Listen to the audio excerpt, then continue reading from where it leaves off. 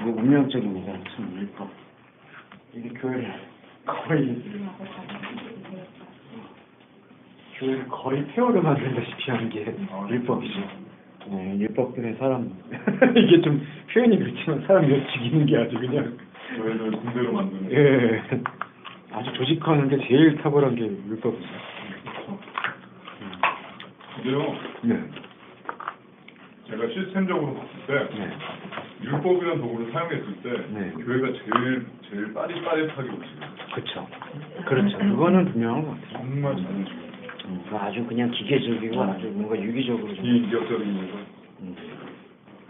자, 그러면 먼저 평소에 율법에 대해서 이제 갖고 계셨던 생각을 한번 조은지님은 한번 말씀을 좀 해주시죠. 뭐 지금 복음과 상관해서 풀어주셔도 되고요. 예전에 가졌던 생각하고 비교를 좀 말씀해 주셔도 좋을 것 같고.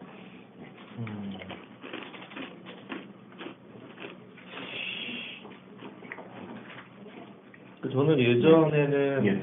율법은 그냥 그러니까 완전 예전에는 꼭 지켜야 되는 걸로 이해했다가 또 한참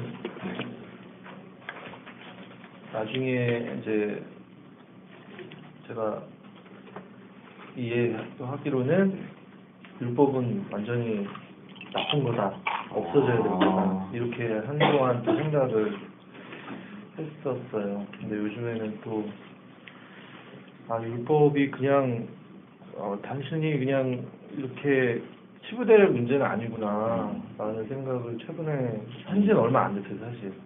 네, 그리고 단순히 율법이라는 게 어떤 성경 뭐 구약에 국한돼 있는 거라고 보지도 않게 됐고요. 그렇죠. 네. 그래서 그냥 넓게 보자면은 단순히 어떤 구약이나 법에 국한되는 게 아니라 그냥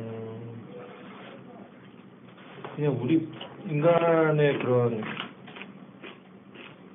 본성 내지는 이방성 뭐 이런 것까지 다 포괄할 수 있다고 생각이 되거든요. 그래서 전체적인 걸 포괄하는. 네. 근데 그런 율법 안에 그리스도가 오셨다는 거, 세상에 이제 말씀을 오셨다는 그 메시지가 이렇게 문자로는 내용상으로는 얼핏 이해가 되는데 그게 체감되지는 아직 않은 것 같아요. 좋은 말씀이세요. 그리고 병정님 예. 사복음서에 보면 율법 학자나 서기관들이나 이런 사람들이 어느 계명이 제일 큰 계명이냐 예, 맞아요. 그런 질문을 하는 거예요. 제가 그 진주 초대교회에 있을 때도 그랬고 율법의 의미가 이 정도는 아닐 텐데라는 생각을 했었어요. 그런 이제 의문은 있으셨죠? 예. 그래서 저 나름대로 이제 해석했던 건 솔직히 지금 법이 제정되고 만들어질 때 시행되는 때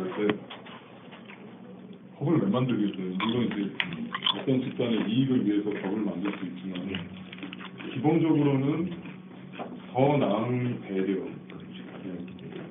사람을 위해서 법이 만들어지는 거거든요. 그러니까 사람이 살 수 있도록 하기 위해서 그렇죠. 법이 나오는 거죠. 근데 막상 법이 제정이 되고 시행될 때 그거를 악이용하는 사람들이 생기는 거지 법 자체가 나쁘고 그런 건 아니잖아요. 근데 하나님이 말이 법을 주셨을 때 그게 법을 퇴색되게 만들었던 게 사람이 아닐까. 그런 생각을 하면서 법에 대해서 이해를 했었어요. 진짜 한국의 뭐 미국도 그렇지만 한국의 법만 봐도 특별법이 거의 70%를 차지한다고 그러더라고요. 30%가 지금 그 기본법이고 지금 병준님 말씀하신 그 사람을 위해서 존재하는 법이 그 기본법인데 그 기본법이 퇴색이 되니까 자꾸 기모보에다 살을 붙여가지고 이제 특별법들이 생겨나고 그걸로 이제 그런 것들을 망쳐 나가고 있는 게 바로 사람의 갖고 있는 본성적 모습인 것 같아요. 저는 그렇게 해요. 수영 선생님 법에. 저도 정호가 네. 그 흐름과 완전 같고요. 아 비슷하죠. 처음에 그런 얘기가 기독교에 있어야 지금도 율법을 지키라고 주신 게 아니라 지킬 수 없는 죄인이라는 걸 알게 하시는 준 거라는 말이에요. 그 얘기 처음 듣고 무슨 소리야 그게 말도 안 되는 소리 하지 말라고 했던 기억이 있을 정도로 당연히 교회 되니까 주셨지라고 생각했었는데 저도 오빠와 같은 흐름으로 지금 생각을 하다가 최근에 들어서는 그 삶의 여러 부분을 봤을 때 율법이라는 걸 통해서 알게 되는 거잖아요. 우리가 율법을 지킬 수 없는 사람이라는 걸. 경주 오빠 말대로 율법이 잘못이 아니라 그걸 지킬 수 못 보셨죠? 죄송합니다. 죄송합니다. 엄마예요? 죄송합니다. 갑자기 잠시. 잘못 하신 거예요. 엄마예요, 엄마. 네. 조용히 해. 아니 죄송해요. 말씀해 주셔서 죄송합니다. 그 율법이 잘못이 아니고 이제 그런 걸 삶의 여러 부분에서 느끼면서 되게 그 율법이 그렇다고 좋다고 할 수는 없잖아요. 그래 너무 좋은 거야. 꼭 반드시 막 그렇죠. 너무 좋다, 좋아 이렇게 나쁘다. 할 수는 없는 건데 율법이라도 있으면 좋겠다라는 생각이 다른 많은 부분에서 굳이 빗대어서 얘기를 하자면 율법이라는 게 있으면 좋겠다라는 생각이 들 정도로 없으면 정말 내가 알 수 없었겠구나라는 생각을 했었어요. 네, 이 정도가 갖고 계신 법에 대한 참, 이 정도의 통찰력이시면 정말 어느 청년 모임에서 이런 얘기를 할 수가 있을까요? 그런 어떤 깊은 감동이 있습니다. 아니, 왜 그러세요, 형제지? 웬만하면 저 오빠가 안 들었는데. 웬만하면 표정을 안 보이시니까. 이 법이 이 성경에서 나오는 신구약 성경을 종합해 보면 역시 노머스가 그냥 노머스는 이제 사실은 그 율법이라고 이렇게 하는데 요거는 그냥 우리가 그 한문으로 한문화 시킨 거고요. 그냥 요 헬라어나 그 다음에 히브리어 차디크 이 두 가지는 다 법이라고 이렇게 쓰여져 있습니다. 율법이라는 것은 그 이후에 이제 그 유대교인들과 그다음에 사실은 한문 어권을 사용하고 있는 요 중화권이나 동양권에서 율법이라고 표현했어요. 미국에서도 그렇게 율법이라고 표현은 안 하고 있고 그냥 롬으로 이렇게 표현하고 있는 것을 볼 수 있어서 그냥 법으로 볼 수가 있고요. 이 법이 이제 신구약 성경을 통합해서 좀 결론적으로 말씀을 드리면 잠깐 이 영역을 잠깐 좀 말씀드릴게요. 영역으로 표시하면 창세전 영역과 창세 후 영역. 이제 오늘은 영역적으로 잠깐 제가 설명드리면 창세전 영역이 바로 이제 우리가 흔히 이야기하는 그 카이로스 영역이라고 해서 카이로스 토포스라고 좀 표현하는 게 적합할 것 같아요. 하나님이 말씀하시는 이 토포스라는 것은 장소, 때, 흔적, 이런 뜻이어서 장소라는 뜻이에요. 카이로스 토포스가 창세전 영역이면 아무래도 크로노스 토포스가 창세 후 영역이라고 보시고요. 여기서 창세전 영역에서의 그 말과 생각, 그 흐름을 우리가 이 창세 후인 우리가 살아가고 있는 이 시간 동안에 체감할 수 있게 되는 하나의 연결고리가 노모스의 개념으로. 다른 신학적인 표현을 굳이 사용하지 않더라도 이 정도의 의미 안에서 저는 딱 적합하게 노모스가 균형되고 있지 않는가. 예. 그리고 이게 이제 우리가 아까 경주형제님도 말씀하신 것처럼 사실 법이라는 게 사람을 위해서 있어야 되는 거잖아요.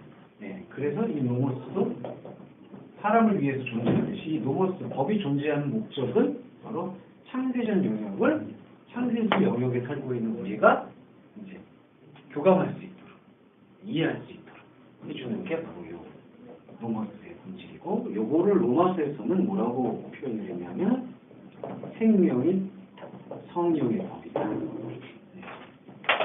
이렇게 생명, 성령. 못 들었는데 네. 어떤 게 이거를? 네.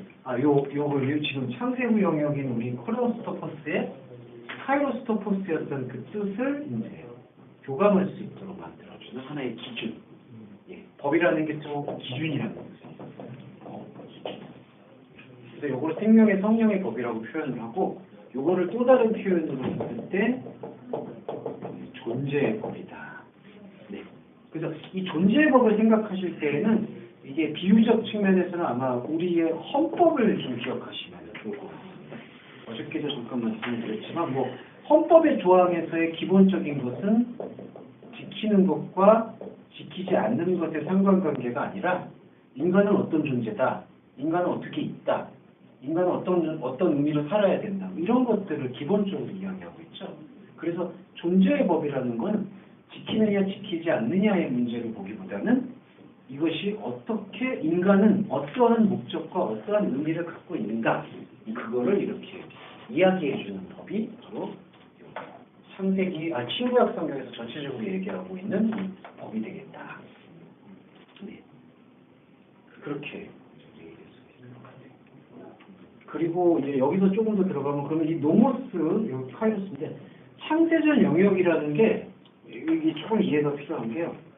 창세전 영역이라는 것은 지금 어떻게 가능한 거냐? 이게 이제 아가파오를 통해서 가능해요. 사랑하다. 이거는 바로 하나님의 사랑이거든요. 네. 그러니까 창세전 영역이라는 거는 지금 하나님이 우리를 사랑하시지 않으면, 그리고 그것이 약속되지 않으면 창세전 영역이라는 것 자체가 존재하지 않아요. 그러니까 창세전 영역이라는 저 하나님의 장소는 하나님의 사랑으로 존재한다는 거죠. 예. 근데 그때 사랑이라는 건 우리가 가지고 있는 이 어떤 현상적 사랑만을 이야기하는 게 아니라 창세 후 영역을 살고 있는 우리를 창세 전인 하나님의 차원과 하나님의 체질로 하나가 될 수 있도록 만들어주는 차원의 의미를 사랑한다라고 표현을 하고 있습니다. 그러니까 이런 게 조금 이제 민감한 문제예요. 창세 후 영역에서, 우리 영역에서 하나님의 진정한 아가파오를 깨우치거나 발견하지 않고 있는 사람에게는 창세전 영역은 없어요. 예. 그것이 사랑이라는 것이 이 노모스를 통해서 발견되어지는 존재에게 창세전 영역이라는 게 있는 거고, 그러니까 이게 조금 애매한 게요. 뭐 그러니까 발견한 사람이든 발견하지 않은 사람이든 다 하나님께서 창세전에 예비하셨다. 근데 그거는 기계적 예정론이에요. 이제 조금 민감한 얘기인데, 그래서 여기서 출발하는 게 뭐냐면은 믿을 수 있는 사람이 결정됐고 믿지 못할 사람이 결정됐다. 그러니까 이 창세전을 그냥 하나님의 그냥 완전한 기권으로 보고 하나님께서 창세 후의 모든 일들을 이미 결정해 놓았다라는 게 칼빈의 예정론을 잘못 받아들이고 있는, 그리고 칼빈의 예정론, 칼빈의 주장 자체도 그렇게 명쾌하지가 않아요. 칼빈을 비판하자는 게 아니라 칼빈의 그 공헌은 크잖아요. 그런데 칼빈도 이제 계속해서 묵상하던 그때 시기였잖아요. 그러니까 그게 그렇게 완벽하지가 않은 거죠. 기계적 예정. 그러니까 이게 믿는 사람이든 믿지 않는 사람이든 다 있었는데 믿지 않는 사람이나 믿는 사람들을 다 결정해 놨었다라는 그런 맥락과 도식으로 사용되는 것이 창세전 영역에 대한 해석은 아니다. 그러면 창세전 영역에 대한 의미는 어떻게 보느냐? 바로 우리가 살고 있는 이 세계가 창세 후 영역이라는 것을 깨우칠 수 있는 그 아버지의 사랑을 노모스라고 표현되고 있는 이 존재의 법인 말씀의 정체성, 그 다음에 죄송합니다. 말씀의 심연을 통해서 발견하고 있는 존재에게 이 창세전 영역이 유효한 거죠. 네. 그래서 이 노모스는요, 이 법은 바로 말씀이 무엇인가, 그 다음에 말씀의 심연이라는 것은 말씀의 표면적 상태를 이야기하는 것이 아니라 말씀의 내부적 상태, 말씀의 표면적인 것은 창세 후에 주어졌던 거고요. 그 창세 후에 주어졌던 것을 통해서 하나님께서는 그 말씀을 통해서 창세 전의 것을 보여주고 있는, 노모스가 바로 그런 기능들을 하고 있습니다. 그리고 여기서 조금 뭐가 나눠지냐면요, 존재의 법이 나누어지고, 그 다음에 창세 후 영역에서 이 존재의 법, 말씀의 정체성, 말씀의 심연을 확고하고 생명력 있게 전달하기 위한 하나의 그 껍질로서 혹은 죄송해요 이건 건축 용어인데 비계 경전의 비계는 예 거푸집이라고 선생님 이거는 저희 오빠한테 여쭤보시면 네, 설명해 주시고 네. 예, 기계나 거푸집 역할을 하고 있는 게 창세후 영역에서 존재하고 있는 바로 양심의 법이라고 여기서 얘기했습니다. 그래서 이게 양심의 법 안에서 이제 우리가 지금 사회에서 볼 수 있는 사회에서 법을 제정한다든지 그다음에 공동체 아니면 국가를 만들죠. 그래서 국가 간 뭐 어떤 재정하고 그다음에 국제 간 재정 오늘 좀 넓게 얘기하면 이런 모든 모습들이 있죠. 뭐 그다음에 평화를 유지하기 위한 여러 가지 기구 단체 그렇죠. 그다음에 더 안으로 내밀한 것 가족 안으로 들어가면은 뭐 가족 간의 예의, 예, 도, 효 여러 가지 요소들이 있죠. 예. 이런 것들은 우리가 아시겠지만은 그 뭐 원주민 사회에서도 다 발견되고 있죠.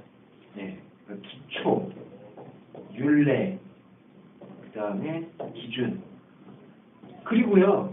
여기에 이런 파생점 속에서 또 하나 지류를 이 안에 또 하나 흐르고 있는 게 뭐냐면은 의식이에요. 세레모니. 예. 그 여기 우리가 구약에서 보면은 이거 대표적인 게 할례, 뭐 신년, 뭐 여러 가지 의식들이 있죠. 제사. 그러니까 이러한 의식들이 기능하는 바는요.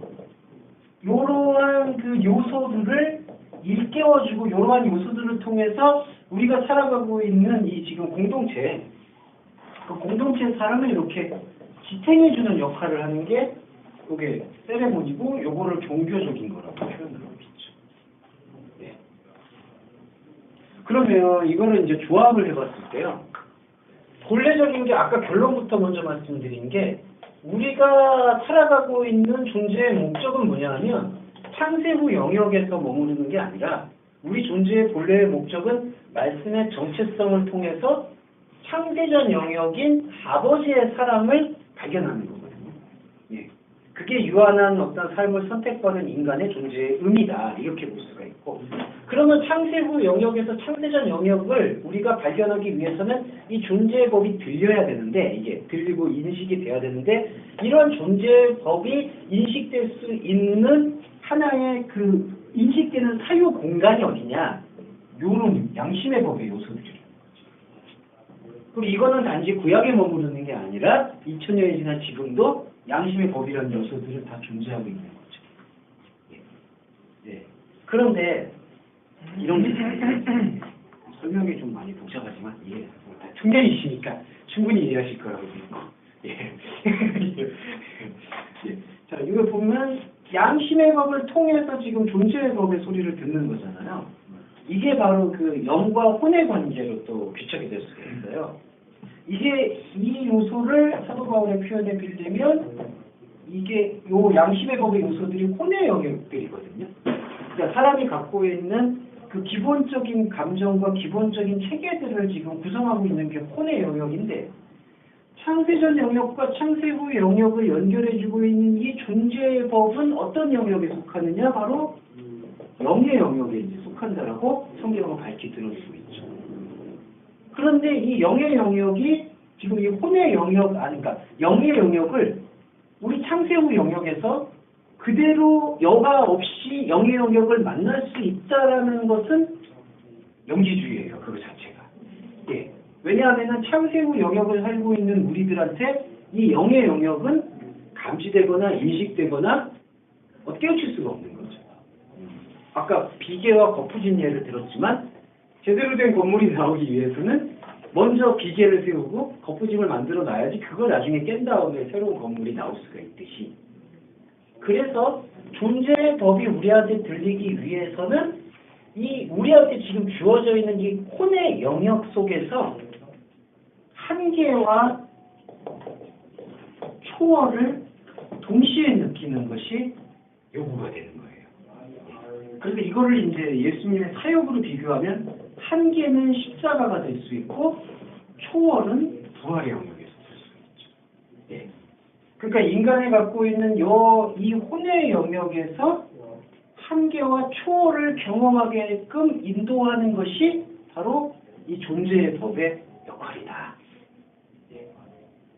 그래서 존재의 법은 곧 예수 그리스도이신데 예수 그리스도와 인간과의 결정적인 차별성과 그 공통점이 뭐냐 하면 바로 말씀이 육신이 돼서 오셨다라고 표현을 하잖아요. 그래서 인간의 영역 안에는 상세후 영역 안에는 이거 3분설이 아니라 그냥 편의상 말씀을 드리는 겁니다. 혼과 육의 존재로서만 지금 기능하고 있는데 예수 그리스도의 존재성은 성령의 수태, 무형수태라는 생명사건을 통해서 영과 육이 하나인 것으로 지금 흐르고 있다. 근데 영육이 하나인 존재가 어디 안에서 흐르고 있냐면은 혼과 육으로 하나인 존재 안으로 여기 흐르는 거죠. 혼과 육이라는 것은 바로 요 기능이고 요게 영과 육의 관점이 그러니까 육이 우리에게 주어진 샤르크가 예수 그리스도는 혼하고 푸시키하고 커넥팅이 되어 있는 게 아니라 푸님하고 커넥팅이 되어 있는 거죠. 예. 그럼 예수님한테 혼이 없냐? 그게 아니라 혼이라는 요소가 바로 영하고 통합이 되어 있는 거죠. 예. 그리고 영과 육이 커넥팅 되어 있는 존재가 혼과 육으로 커넥팅된 존재 안으로 존재들 안으로 이렇게 들어오는 거죠. 그게 바로 말씀이 육신이 되어 우리 안에 거하신 사건, 장막을 치신 사건. 네. 그래서 예수 그리스도를 통해서 우리는 혼과 육의 차원 안에서 한계와 초월을 이제 맛보기 시작하는 거죠. 예. 그 다음에 이제 이 세레모니까지 들어가면요. 이 이방인들은 사도 바울이 지적하듯이 그 실제로 정말 종교가 없는 사람들에게는 그냥 여기서의 이렇게 흐르고 있는 기준 속에서 이제 그냥 움직이고 있거든요. 그러면 여기서 흐름 속에서의 기준만으로는 사실은 이 존재의 법을 완전히 자각하기가 한 가지 이런 그 프로세스 과정에서 하나가 빠져 있어요. 뭐가 빠져 있냐면 이 세레모니가 들어가야 돼요. 종교심. 예. 그러니까 만약에 우리가 이제 이렇게 살고 있었잖아요. 이게 과정을 잠깐 말씀드리면 만약에 종호현재님이 요거를 세상을 산다라고 교회에서 표현을 하잖아요. 이렇게 세상을 살고 있다가 자기 안에 무언가 어떤 갈급함과 어떤 그 무한한 것에 대한 신에 대한 열망을 품고 종교를 받아들이죠. 그런데 요게 이제 종교심이 들어옵니다. 그래서 이 양심의 법들을 재료 삼아서 종교심을 발견해요. 근데 종교심을 발견한 다음에 나와야 되는 게 이 존재의 법과의 이제 이 연합이 이루어져야 되는데, 근데 이 종교심을 통해서 존재의 법과 연합이 이루어지게 될 때 오늘 로마서를 보시게 되겠지만 이제 다른 법임을 깨닫게 돼요. 내 안에 있는 다른 법이 나를 죄의 법 안으로 사로잡는 걸 보는 거다. 그러니까 첫 번째는 요거 뭐야? 그냥 인간한테 주어진 요거. 근데 여기 안에서 이제 이 종교식 세레모니가 들어와요. 기도, 예배, 신비주의, 가문, 고린도전서에서 얘기하고 있는 수많은 은사들 이런 것들이 들어와요. 근데 이런 것들이 들어오는 목적이 뭐냐 하면 이 존재의 법이 이야기하고 있는 초월과 한계를 설명해 주기 위한 하나의 도구가 되는 거죠. 네. 그거 이해되시죠? 그러니까 혼이 두 차원이에요. 그러니까 요것만 말씀드리면 창세모형에서 혼은 두 차원인데 하나는 하위 구조로서의 혼적 영역. 그러니까 인간이 그냥 뭔가 교육받고 일하고 살아가고 있는 상태예요. 그러니까 병준재님이 지금 뭐 사업을 하시고 일을 하시고 이게 지금 하위 혼적 영역. 근데 그 하위 혼적 영역에서 병준재님이 지금 신앙을 갖고 계시잖아요. 그래서 종교 의식을 표출하잖아요. 그게 이제 상부 혼적 영역이에요. 네. 그리고 이 상부 혼적 영역을 사다리 삼아서 어디로 올라가야 되냐 하면 바로 영과 육이 하나이신 존재의 법인 생명의 기준을 발견하는데 이 상부 혼적 영역이 쓰임받아야 되는 거죠. 그래서 이거를 대표적으로 얘기하는 게 갈라디아서에서 초등학문 아래 있었더니 이제 그리스도의 말씀이 믿음이 들어오니까 더 이상 초등학문 아래 있지 않는다. 근데 아시겠지만 그게 일회적으로 끝나는 사건이 아니라 인간은 계속해서 이 상황 속에서 이걸 발견해 나가는 그 삶의 여정을 걷잖아요. 그러니까 하위 혼적 영역에서 상부 혼적 영역을 통해서 존재의 법을 인식하고 또 그 존재의 법을 인식한 것을 가지고 하위 혼적 영역을 살아서 또 상부 혼적 영역을 통해서 존재의 법을 인식하고. 그런데 초기에 존재 영역을, 존재법을 의식할 때에는 이게 되게 낯설잖아요. 그리고 이 깊이의 문제로 보자면은 깊이의 문제에 있어서는 이게 체감이 거의 안 되는 경우가 많죠. 근데 이제 이거를 오늘 용어를 자주 써서 죄송해요. 점강순환이라고 해가지고 계속 들어가는 거죠. 우리가 마치 그 시추선 석유를 채굴하듯이 쭉쭉쭉쭉 들어가잖아요. 존재의 법을 계속해서 알기 시작하면 이 존재의 법이 사이클은 이렇습니다. 존재의 법을 느꼈을 때 여기 하부 혼적 영역으로 이게 내려와요. 그대로. 그 다음에 하부 혼적 영역에서 다시 상부 혼적 영역으로 끌어올려줘요. 그러면 상부 혼적 영역에서 다시 존재의 법으로 올려줘요. 그럼 이게 다시 내려와요. 이게 단순 반복이 되는 게 아니라 계속 이 순환이 이루어지면서 이 하부 혼적 영역에서 이루어지고 있었던 자신을 규정하고 있는 정체성, 말씀의 정체성이 아니라 세상의 정체성을 깨어내고 새로운 것으로 이렇게 계속해서 우리를 인도해 주고 있다는 거죠. 예. 그리고 이러한 모든 어떤 움직임들을 지원하고 있는 게 사실 요 축이에요. 이 노모스. 그리고 이 노모스의 근본의 텍스트는 바로 하나님과 모세와의 관계 속에서 형성된 10계명 안에 이제 농축되어 있고, 네. 이 정도 사이클을 좀 저희가 좀 묵상해 볼 수가 있겠다. 네. 이 부분에서 아이고 참, 도태가 좀 이상하네. 이 부분에서 좀 이렇게 말씀을 좀 나눠주시죠.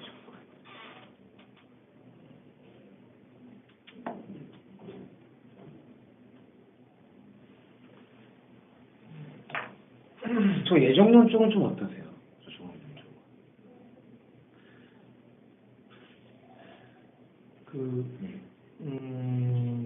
되게 많이 민감한 거지. 예.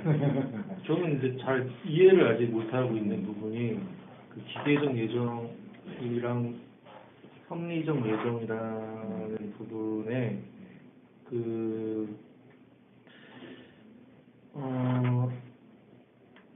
아까 말씀하신 대로라면은 뭐 악인 선인 그런 것들을 다 창세전에 하나님이 예정하신 게 아니고, 네, 그렇죠. 그러니까 어떻게 보면 기준? 그 창세 후 영역에서 네. 창세 전 영역을 발견해야 된다고 하셨잖아요. 네. 근데 결과적으로 어떻게 보면 그것조차 네. 예정돼 있는 거로 볼 수 있지 않나요? 그럴 수 있죠. 근데 그럴 수 있는데 이제 예정의 그 기준의 상태를 이렇게 고백하는 건 곤란하다는 거죠. 그러니까 내가 만약 지금 정원재님 창세전 영역을 지금 카이로스토퍼스 보시잖아요.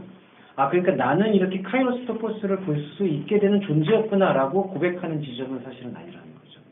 왜냐하면은 그 기준이 우리가 생각하면 이렇게 하나님이 하셨구나라는 그런 섭리적 기준만이 아닌 그 시간적 차원을 초월하는 존재죠. 그 존재자가 들어와서 새롭게 재구성한 거니까. 예. 그러니까 나는 이렇게 구원을 하나님께서 예비하셨구나라는 그러한 예비의 측면이, 예비란 단어는 동일한데 그 예비가 하나님 영역에서의 예비였다라는 것으로 인식이 전환되어지는 거죠. 예. 그러니까 하나님 입장에서는 갈 수도 있고 모를 수도 있고 안 갈 수도 있고 그런 건데, 사람의 이해를, 그러니까 하나님의 관점에서 그걸 기술해서 이해하고 그러니까 이게 일단 우리 관점에서의, 지금 병준이도 말씀하셨지만 우리 관점에서의 한계와 초월이라는 거는 일단 예정을 생각할 때 하나님이 나를 이렇게 택하셨을 거야, 혹은 나를 택하지 않을 수도 있어.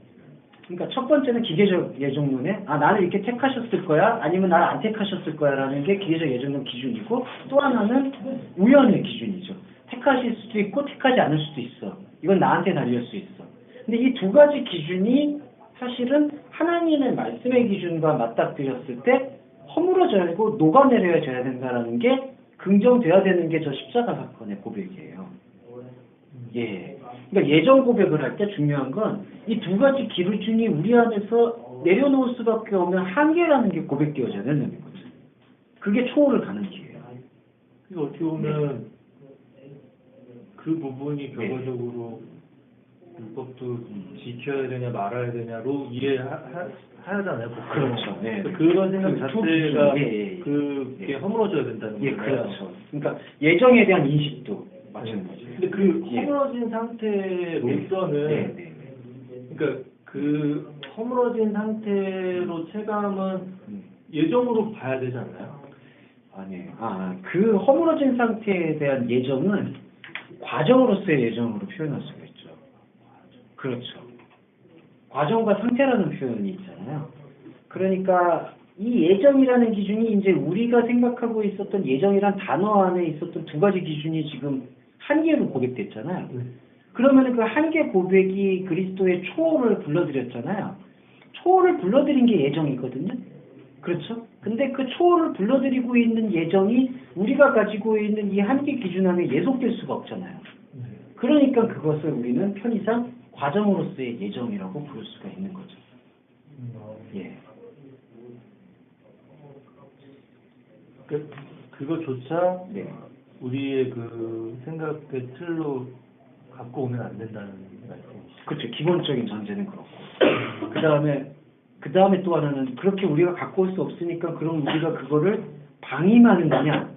그게 또 아닌 거죠. 왜냐하면은 그 지금 존재의 법이 계속해서 우리 안으로 개입되어지는 것들이 체감이 돼야 되니까. 그러니까 예정을 이해할 때 이제 근데 이런 것들은 나중에 잘 지혜롭게 나누셔야 돼요. 이거 되게 민감한 얘기라서. 예. 잘못하면은 계속 이런 질문만 반복이 돼요. 그럼 예정한 거냐 안 한 거냐? 한 거냐 안 한 거냐? 근데 이제 그 차원적 말씀에서 하나님의 차원에서는 예정이고, 예. 그다음에 우리 차원에서는 그것을 이제 밟아나가는 거고. 예. 그 율법이랑 똑같은 거 아닌가요? 예. 지키라고 준 거냐 예. 아니냐. 예. 그거랑 지금 같은 개념으로 이해하면 안 되는 건가요? 우리 인식이 어때야 되는 거죠? 그러면 이 경우는 율법을 지키느냐 지키지 않느냐의 문제가 아니다라는 인식을 계속 갖는 거죠. 네. 예, 그렇죠. 그 의미는 예정도 그렇게 예정도 우리의 시간으로 그렇죠. 그러니까 우리의 시간으로 환원하는 것이 하나님의 예정을 마귀적 예정으로 예속시키는 거다라고 이제 인지하는 거죠.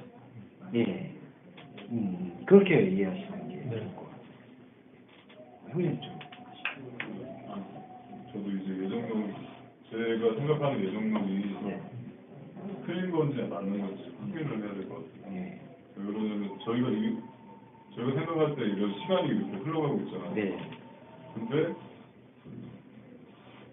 하나님이 여기 일을 어떤 특별하게 개입하신 네. 그런 것들이 네. 뭐라고 얘기해야 되지?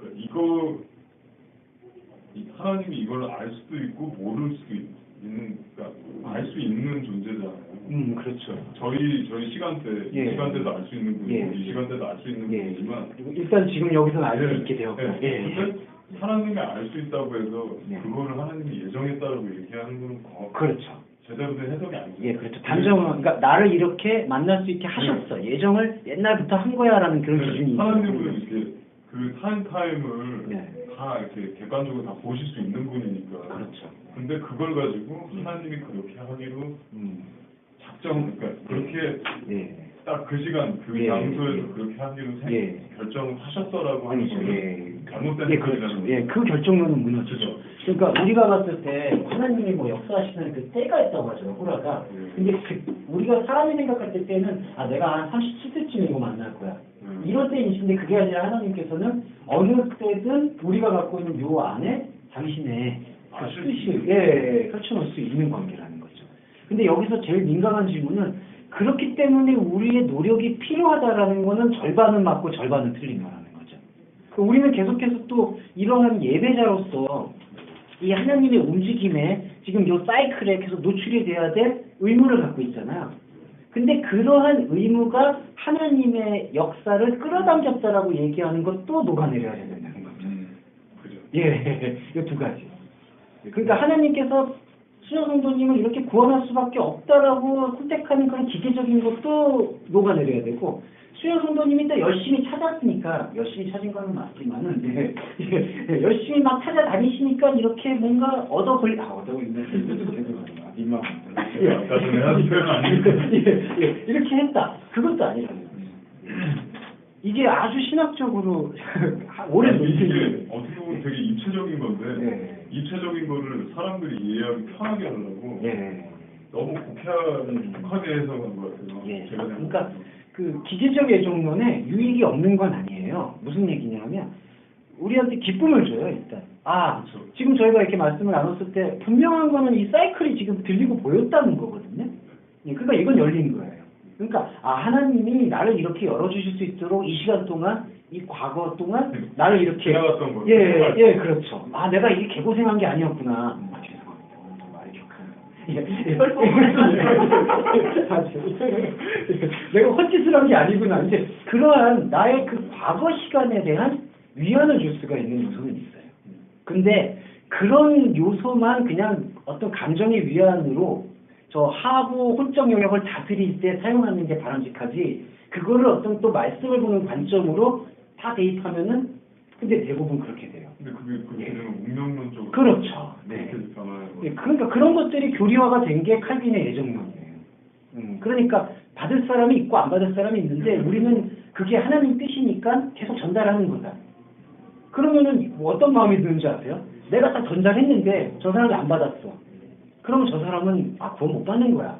근데 자기가 지금 전달하고 있는 게 지금 이런 사이클인지 자기도 지금 모르는데 그럼 자기가 전달하는 게 진리를 어떻게 그러니까 어떻게 기준으로 삼느냐 이거죠. 말이 안 되는 예정론에 빠지는 거죠. 그 진출에 있을 때도 그런 게 예. 전도를 했는데 안 받아서 예. 그렇죠. 저 사람은 못 받을 사람이야. 구원받지 못할 사람인 것 같다. 예. 그러면 이미 죄송한 말씀인데 기준은 진초가 어떤 말씀의 방주가 됐다는 기준을 설정해 놓은 상태에서 출발한다는 거죠. 그렇게 생각하고 있어요, 실제로. 예. 그리고 우리는 말씀에 모였다는 게 있는 거고. 그러니까 이런 맥락이 근데 초대교회만의 문제는 저는 아니라고 생각해요. 사실 정도의 차이가 있을 뿐 다른 교회 안에서도 그렇게 이제 모이기를 그런 식으로 힘쓰는 경우가 꽤 있죠. 그게 또 세대주의와 맞물리면 그렇죠. 예. 아주 그냥 이 시간관하고 이렇게 시너지가 대단하죠. 예. 근데 결과적으로 그러면은 그 올레디 난 예시라는 게 그렇게 이해하면 되는 거예요. 하나님 편은 어쨌든 예정이 완성이잖아요. 우리 편에서가 아닐 뿐이죠. 그렇죠. 근데 자꾸 내 생각을 끌어들여서 내가 개입되면 그때부터 이게 어그러지는데 그렇죠. 어쨌든 하나님 편에서는 예정이고 완성이다. 하나님 편에서는 주권적 완성이죠. 견인하시는. 예, 그렇죠. 그건 성령의 견이에요. 근데 우리가 왜 자꾸 제가 이런 거를 환기시켜서 말씀드리냐면 우리 안으로 완성이라는 게 어차피 들어오게 되잖아요. 하나님이 완성하셨고 예정하셨다는 게 성경의 전체적 맥락이잖아요. 약속이라는 것 자체가 그렇잖아요. 약속이 들어왔을 때 우리는 우리가 가지고 있는 생각을 깨트리기 위해서 이 약속을 받아들여야 된다는 거죠. 그러니까 우리가 가지고 있는 생각의 예정으로 하나님이 완성하셨어, 이렇게 예정하셨어라고 갖고 들어오는 그러한 논지들을 계속해서 째나가야 되는 게 이 사이클이거든요. 그래서 이제 제가 계속 예정에 대해서 이렇게 말씀을 드렸던 이유가 그렇다고 해요. 하나님 편에서의 완성을 우리가 어떻게 이제 받아들여 나가느냐. 사람이라는 존재가 어떤 법칙을 만들고 싶어 하나 봐요. 예, 그렇죠. 어떤 이게 옳다 일. 그래서 이 우리 밖으로 나가면 죽는 거라고 해요. 이해하기 쉽도록 하고 또 목회자 입장에서 네. 그렇게 하는 게 더 설득력이 그렇죠. 있게 느껴지긴 하니까. 근데 복음은 설득력이 없어요, 사실. 그러니까 복음은 진짜 출애굽을 해야 되는 거거든요. 설득되어지는 그 틀을 넘어서게 만드는 한계와 초월의 과정이 복음인데 그거를 틀로 설명한다라는 거는 저는 그렇게 바람직하게 생각하지 않아요. 제가 이거 완곡하게 설명을 드렸고 좀 심하게 말씀드리면 그렇게 얘기하면 돼요. 복음은 아니라고 봐야죠. 왜냐하면은 울타리 밖으로 나가서 찾아가시잖아요. 뭐 목자를 치리니 양들이 흩어지잖아요. 너희보다 먼저 갈릴리로 간다는 게 흩어진 그 자리로 가시는 거예요. 그러니까 요거는 비워야 되는 거죠. 사람이 만들어온 요 아울렛은. 아울렛을 자주 가면 안 돼요. 죄송해요. 프리미엄 아울렛을 갖고 가야 되겠지만. 어서 가십시오. 죄송합니다. 전 여전히 하부호적 영역의 노예가 되었습니다. 참나. 네. 상부도 못 넘어가, 상부도. 아, 예. 질문이 있는데 네. 오빠 말하는 거 듣다 보니까 목사님이랑 서로 주고받는 말씀 듣다 보니까 율법을 안다고 생각했는데 제가 생각하는 이라고 그러니까 모르고 있다는 걸 안 것 같거든요. 아니 근데 잘 아시는 거예요. 그 무의식적으로 율법이라는 건 십계명에 기반한 네. 엄청나게 많은 관념들이 있잖아요. 아, 갖고 있는 그렇죠. 그런 거라고만 생각한 것 같아요. 그래서 아까 이거 예경과 네. 이거 말씀하시는 그 율법을 바라보는 그 시선으로 바라보는 게 맞냐라고 얘기를 했던 걸 생각해 보니 네. 율법이라는 게 네. 모든 사고나 생활이나 모든 것이 있는 그런 갖고 있는 그렇죠. 생각할 수 있는 그렇죠. 그러니까 법이라는 게 일단은 구획 지어주는 거고 저 영역을 만들어주는 과정이거든요. 법이라는 게 요 안에 있으면 돼, 이렇게 하면 돼. 그러니까 우리가 살면서 항상 이렇게 구획을 만들면서 살아가는 거예요. 지금 소영 성도님만 해도 어느 직장에서 어떻게 패턴을 움직이고 어떠한 가치관을 가지고 판단하고 선택하고 그게 또 소영 성도님 안에 있는 법이죠.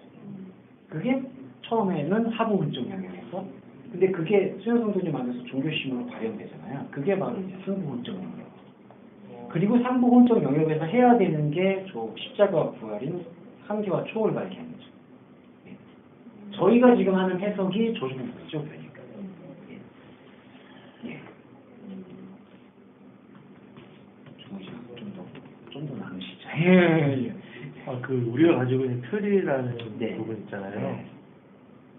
그 지금 그 예정에서의 틀이라면 그 크로노스적인 시간 관념. 네, 그렇죠.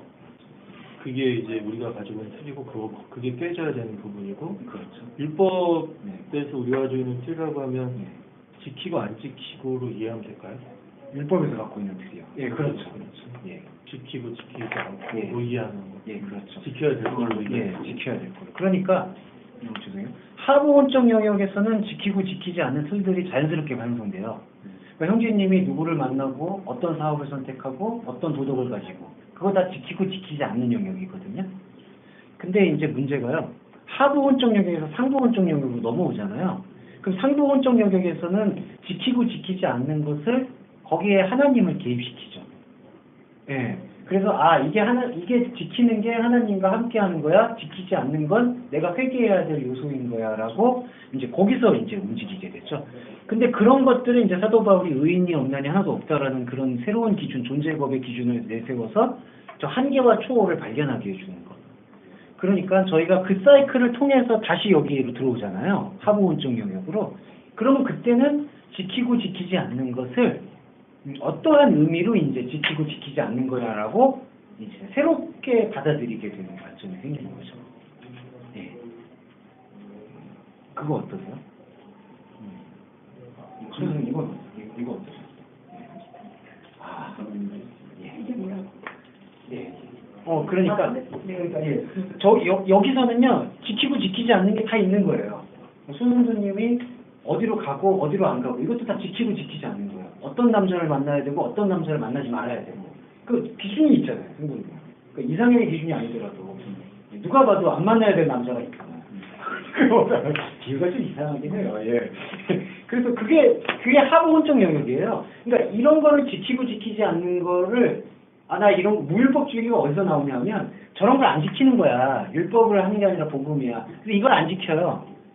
이런 거 그냥 무너진다는 거죠. 그러니까 요거는 지키고 지키지 않는 거의 구분은 계속 하는 건데 그게 여기로 종교적인 관점으로 넘어왔을 때 그것이 지키고 지키지 않는 것을 통해서 저 존재의 법이 발견되어지는 것이 아님을 이제 깨우쳐가는 과정이 말씀의 과정이라는 거죠. 예.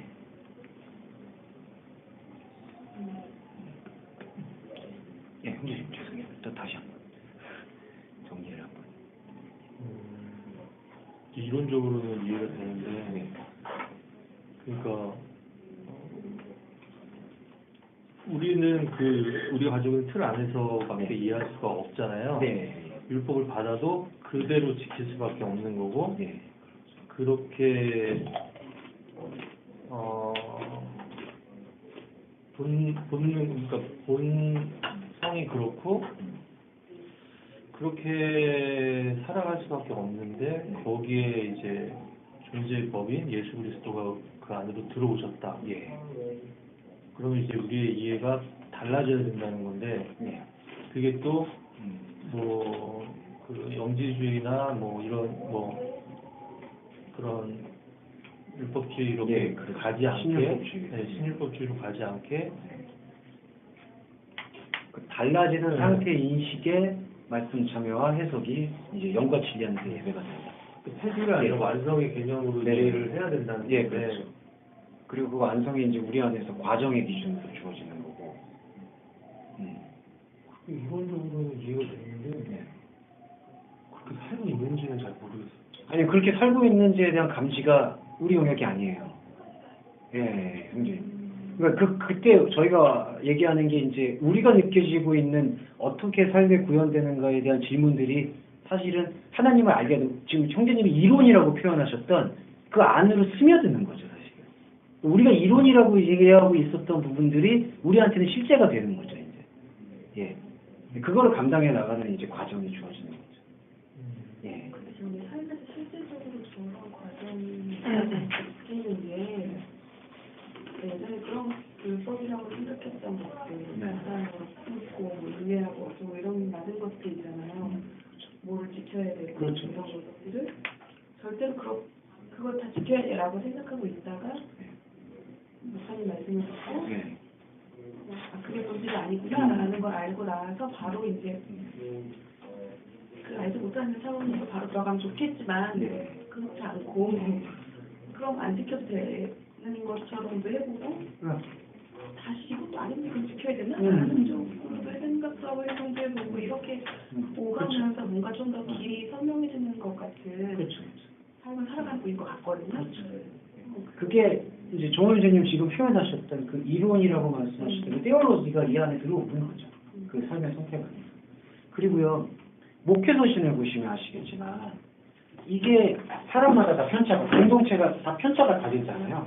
이 지키고 지키지 않고. 그러니까 사도 바울은 여기서 이렇게 지키든 이것을 지키든 이렇게 지키든 그것이 이 사이클을 훼손할 수는 없다고 얘기하지만 만약에 정은영지님이 어떠한 사이클들을 요 하이법에서 이런 것들을 지키고 이런 것들을 종교적 세련되고 존중하고 있는 그러한 곳에 있다면은 그 사람들이 아직 그러니까 이런 형태를 갖고 있기 때문에 그거를 깨지 않도록 배려를 하면서 존재의 법을 소개해 줄 수 있는 복음을 전달하는 자의 예의가 필요하다라는 게 목회서신을 보면은 후반부나 다 그런 부분에 나오는 부분이죠. 예. 근데 어떤 의미에서 또 깨져야 되는 게 맞는 거잖아요. 그렇죠. 근데 그거를 또 그렇죠. 그게 뭐 정도가 있는 건지도 잘 모르겠고. 그러니까 이게 뭐냐면 계속해서 여기에 머물러 있는 존재가 아님이 우리한테 확증이 되어져야 된다는 거예요. 무슨 얘기냐면 그러니까 이 정원진님께서 지금 요 사이클을 지금 이제 품었잖아요. 이게 복음의 연결고리거든요. 복음의 연결고리를 갖고 있는 사람이 이 크로노스토포스에서 어디에 영역을 살고 있느냐면 사실 여기에 영역을 살고 있는 거죠. 하부문적 영역을. 그러면 하부문적 영역을 지금 살고 있을 때 여기에 그냥 머물러서 다시 이전으로 돌아가라는 얘기가 아니라 이 사이클을 보여줄 수 있는 자신 안에 있는 새로운 포지션을 만들어 나가야 되는데 그 포지션이 지금 이 목회서신의 하부 구조들의 그 메시지에서는 그 포지션이 이거를 정은재님을 바라보고 있거나 정은재와 관계 맺고 있는 사람들의 그 혼적인 영역이 훼손되지 않도록 배려해 주는 것이 중요하다. 그거를 지금 설명해 주고 있는 거죠. 설명이 굉장히 난해하잖아요. 이건 굉장히 율법 자체가 특거예요.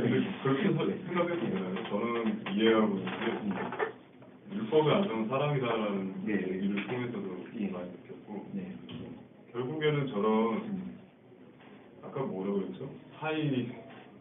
예. 어떤? 하이. 형이 사 저기 하부 혼적 영역, 하부, 상부 네. 혼적 영역. 예.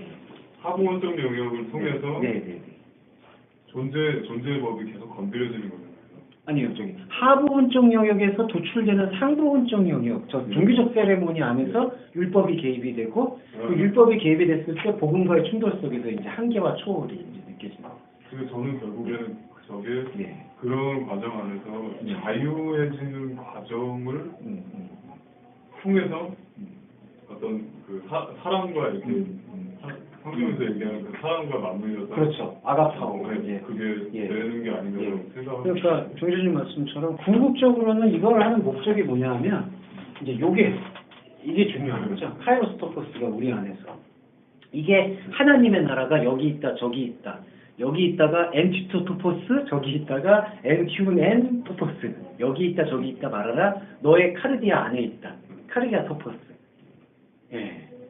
그래서 저게 이제 제가 왜 이런 말씀을 드리냐면 사는데 제 삶을 예를 들면 더 쉬울 것 같아요. 그러니까 예전에는 제가 이제 율법적인 시선이 굉장히 강했고 원칙주의자적인 성격이 되게 강해요.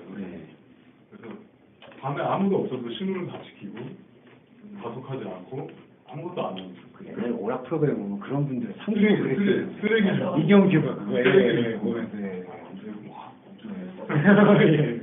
근데 그게 이제 율법을 잘 지키는 그런 과정이었다면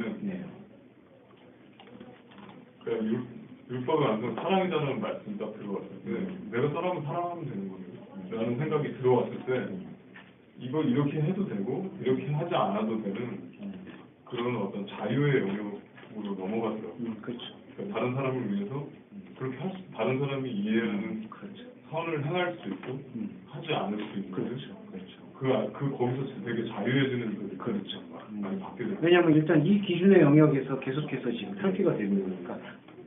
근데 이 탈피자가 또 이 기준을 버리는 게 아니라 기준 안으로 들어오고 스며들어서 그래서 이제 제가 아까 정호진님 다시 스며든다라는 표현이 이제 관계 측면이었거든요. 그러니까 이제 내가 다시 들어온 존재로서 근데 아직 그거를 또 지키기 원하는 사람들이 있잖아요. 그러면은 그때는 그걸 지키기 원하는 사람들 지켜주고.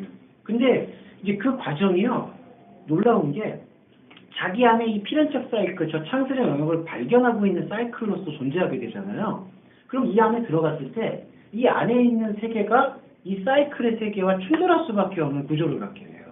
바울이 느꼈던 전도의 핵심이 그거였고 결국 역사적으로도 사실 소아시아 교회는 교회마다 한 10명 안 됐거든요. 근데 사실은 현상적으로 봐도 계속 교회의 흐름이 복음의 흐름이 이어진 것이 바울이 봤던 사이클의 핵심이었던 거죠. 근데 충돌이라고 말씀하신 부분이 필연적이잖아요. 예, 그렇죠. 그리고 어떻게 보면 이 상부 혼적 영역, 하부 혼적 영역 거기서 존재하는 쪽으로 이렇게 순환되는 사이클과 별도는 아니지만 여기와 또 연결되는 부분이 이게 만약에 외적 영역으로 보자면 내적 영역으로서 저희가 말씀을 보는 측면이 따로 있잖아요. 그렇죠. 굳이 따로라고 보자면 근데 저는 여기서 자꾸 이 두 개가 이렇게 합쳐져야 되는데 약간 그게 저는 좀 안 되는 것 같아요. 근데 말씀 영역에서는 어쨌든 그 배려 측면이나 이런 부분들이 거의 없어져야 된다고 보거든요, 저는. 아니 말씀 측면은 맞죠. 그렇죠. 그러니까 죄송해요. 말씀 측면의 압도는 이거예요. 카이로스토포스가 들어오는 거고 지금 제가 아까 그 목회서신 하반부를 말씀드렸던 것은 외적 영역에서 내가 외적 영역에서 아직도 외적 영역으로 상관하는 사람이 있잖아요. 정원주님하고 내적 영역으로 상관하는 사람이 있겠지만 외적 영역, 그 외적 영역의 상태에서 내가 가지고 있는 내적 영역에 대한 것을 설명해주고 알려주는 그 과정에 있어서는 그들의 생각과 맞춰줄 필요가 있다. 그럼 제가 이해하기로는 그럼 이 말씀 어쨌든 저희가 하나님을 알 수 있는 방법이 말씀밖에 없다면 그럼 여기서 발견할 수 있는 게 아니라 말씀에서 내가 어떻게 보면 하나님을 알게 되고 그거 가지고 이 영역으로 들어가야 되는 거잖아요. 외적 영역으로 표현하자면 그러면 먼저 이게 돼야 된다는 걸로 이해해도 될까? 아니면 이게 동시에 이게 된다고 이해해야 될까요? 좀 복잡하지만 동시에요. 동시에. 그러니까 여기 지금 이 흐름 안에 이거는 좀 내적 영역이 베이스거든요. 그렇죠. 예, 내적 영역의 베이스를 통해서 지금 발견되어지는 나의 외적 영역들이거든요.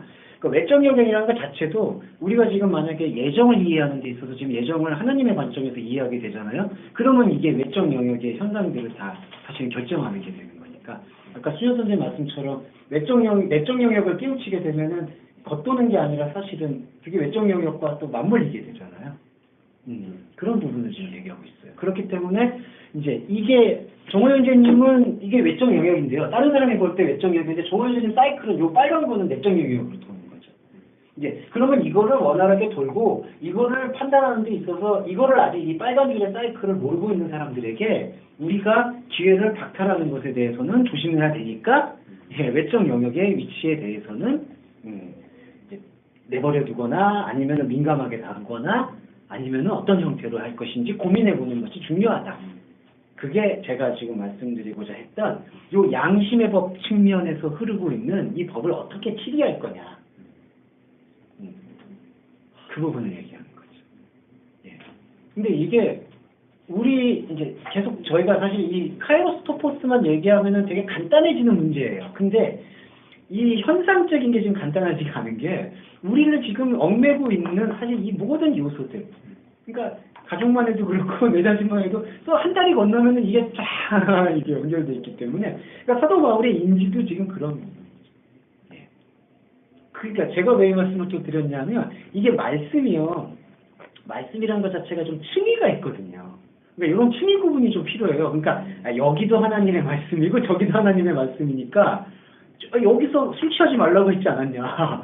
그러니까 술 취하지 말아야지. 그러니까 이렇게 밀어붙이게 됐을 때 이게 외적 영역인지 내적 영역인지 어떤 흐름을 이야기하는지 그러한 대한 인식 구분이 없어지게 되니까 그래서 말씀하죠. 그래서 복음이 가짜진 거예요. 예. 그래서 뭐 그냥 단편적인 예를 들자면 만약에 술 마시는 거를 죄라고 생각하는 그분하고 있을 때 굳이 술자리를 가질 필요가 없고 아니 굳이 술 마시기 싫어하는 사람한테 술 마실 필요가 없잖아요. 그런데 그분들이 또 우리가 만약에 술을 마셨다고 해서 왜 술 마셨냐라고 해서 그거에 대해서 비난을 받을 필요도 없다는 거죠. 그러니까 그런 걸 의식할 필요도 사실 없는 거고. 뭐 좀 찌질한 예였지만 근데 이제 그런 게 또 삶 속에서 예가 될 수가 있어서.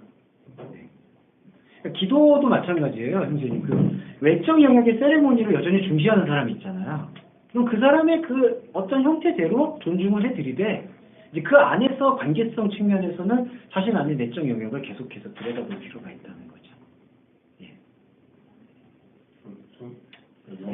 영과 진리로 자유한 사람의 모습을 말씀하신 거죠. 굉장히 구체적인데 이 서울에 저렇게 그리고 오늘 왜 이 말씀을 드리냐면 내외적인 것, 이 법이라는 게 내적인 것만이 아니기 때문에 그래요.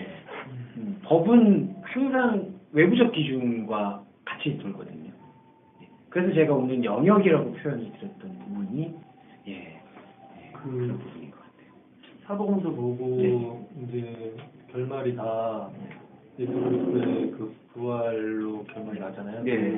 다 저기 예루살렘인가 거기 가 있어.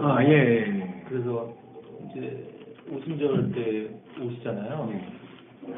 성령으로 오셔서 이제 그러니까 저는 이제 제가 계속 생각이 드는 부분이 그 동시라고 말씀하셨는데 내적이나 외적인 부분이 어쨌든 당연히 동시가 어차피 우리가 뭐 숨쉬고 살아가는 것 자체가 동시일 수밖에 없는데 그 내적인 부분에 있어서 그게 먼저 시발점이라고 보자면 그 안에서의 그 전과 후는 확실하게 나눠진다고 봐도 될까요? 예를 들면 성령의 임재 이전과 이후 그 사도행전의 것처럼 그렇죠.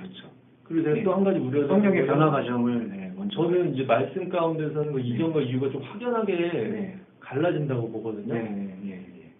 그래서 이전에 뭐 그럴 수밖에 없는 게 우리는 처음에 그 율법대로 살아갈 수밖에 없고 본성대로 살아갈 수 없는 사람들이 또 말씀도 그렇게 들을 수밖에 없는 그 들은 대로 또 내뱉을 수밖에 없잖아요. 그렇죠. 그렇게 행위할 수밖에. 그렇게 살 수밖에 없는 상태에서 이제 복음을 알아듣고 그 고백하게 되어지는 상태가 됐을 때의 삶이 근데 저는 이제 약간 이건 제 생각일지 모르겠는데 네. 왠지 이렇게 사도들이나 아니면 좀 다시 율법 네. 안에 네. 중재법이 들어와서 네. 그 이후의 삶이 좀 달라진다라는 부분들을 생각을 했을 때, 그러니까 제가 생각하는 거는 이 내적인 그 준비라고 해야 되나? 그런 시간이라고 해야 되나? 그런 것들이 좀 먼저 필요한 게 아닌가라는 생각이 선행돼야죠. 선행돼야죠.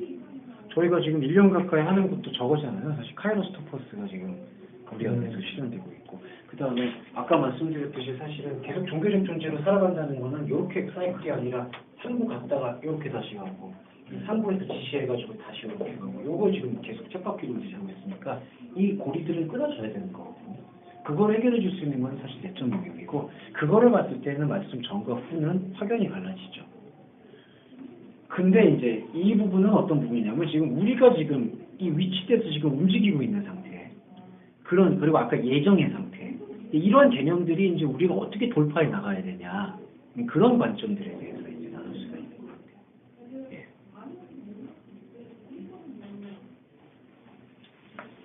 네. 법이 가장 가의사들은 2차적으로 사고하시는 그게 좀 능한 것 같아요, 확실히. 예.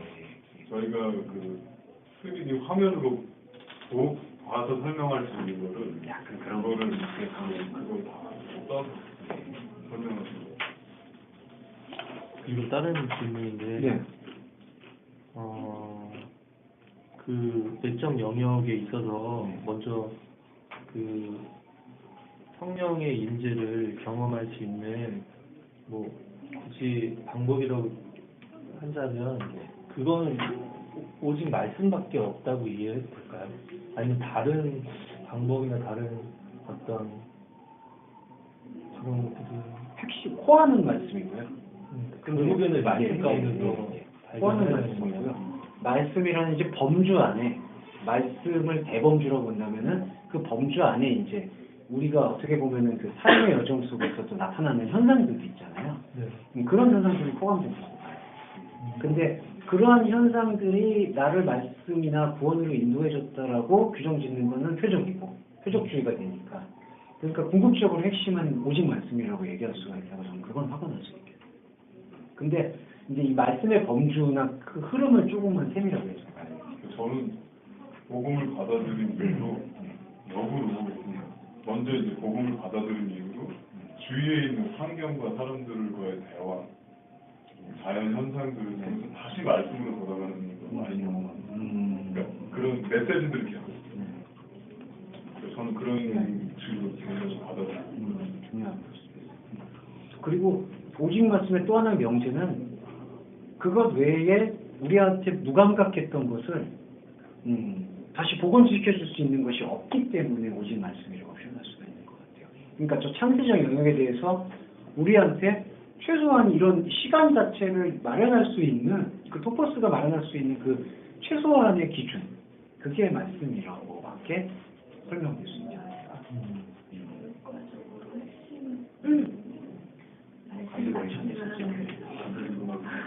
엄마 말씀하신데 끝은 아니야. 네. 말씀이란 그 사실이지만 그걸 말씀이구나라는 걸 알기까지는 또 그런 과정들을 막 반복해서 율법의 틀을 지나서 알게 그렇죠. 그런 부분이 있죠. 네. 그렇죠. 그러니까 우리한테 아까 영의 영역이 안 주어졌으니까 혼의 영역이 주어졌잖아요. 저 하부혼적. 그러니까 하부혼적 영역에서 움직이고 있는 것들을 통해서 인간이 종교심이 드러나는데 그 종교심이 선악의 종교심으로 드러나는 거죠. 선악의 패러다임으로.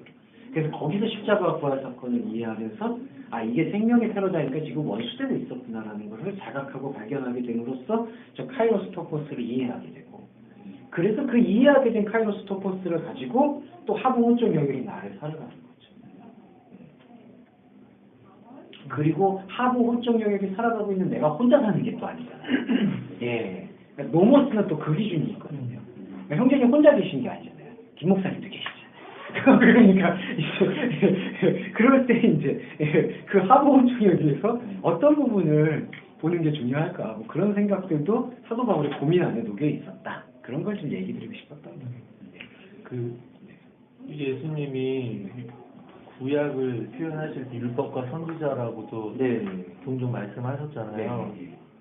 그러니까 어떻게 보면 율법과 선지자로 표현하셨다는 건 이 말씀이 안겔로스로서 이해도 가능하다고 그렇죠. 봐도 될까요? 그렇죠. 그래서 계시록의 마지막 장에 영과 신부한테 하는 말씀하고 거의 동일한 거죠. 예. 율법이라는 게 이제 존재의 법, 선지자라는 건 그 존재의 법을 이야기하는 사람. 예. 그럼 어쨌든 저희가 뭐 말씀을 본다고 할 때 단순히 이런 텍스트적으로 네. 만이 아니라 그런 안겔로스가 네. 우리 안에 다 같이 네. 이제 움직이고 있다고 예. 이해해야겠네요. 그러니까 새로운 뭐 표현이 죄송합니다. 새로운 우주가 계속해서 펼쳐지고 있다. 왜냐하면 저거를 다르게 표현할 방법은 저는 새로운 우주라고 보거든요. 예, 새로운 코스모스, 창세전 영역. 우리가 저거를 이제 살아가게 되는 게 천국 백성으로서의 삶이라고도 얘기할 수가 있겠죠. 저거는 오직 사랑하는 삶이죠. 아가파오하는 삶. 예. 그 아까 약간 복잡하게 말씀드렸던 게 저 아가파오의 열림이라는 게 인간 안에 있는 기계적 예정의 생각으로만은 열리지 않았다라는 것을 고백을 할 필요가 있어요. 그거는. 예. 그래서 주어진 삶을 지금은 즐길 필요가 있는 것 같아요. 그러니까 즐긴다라는 게 나쁜 의미가 아니라 지금 주어진 상태적 영역을 카이로스토포스를 지금 우리가 크로노스토포스를 살아가는 존재가 더 이상 아님을 우리 안에서 비록 체감되지 않는다 하더라도 현상적으로 갑자기 로또가 되지 않고 현상적으로 갑자기 뭐 그러지 않는다 하더라도 우리 안에서 지금 이 카이로스토포스가 열리고 있음을 감각이 안 되더라도 인지하는 그 의무는 필요하다는 거죠. 예, 여기서 의무는 부정적으로 생각 안 해요. 왜냐하면 성경에서 계속해서 우리가 우리의 죄 지은 자를 의무를 풀어준 것 같이 저의 의무에 대해서도 하나님 받아주세요 그러잖아요. 예. 그래서 제가 조금 더 독려드리고 싶은 거는 인간이 갖고 있는 생각 안에서 네거티브한 생각들보다는 그래도 우리 안에서 계속해서 움직일 수 있는 추동력으로 생명의 환희로 계속해서 그 부분을 감지해 나가는 것은 필요하다는 거죠. 예. 그렇게 인생 즐기셔야죠. 이게 좀 말이 좀 프리미엄 나오네. 프리미엄. 일단 저기 롯데아울렛을 가지 말고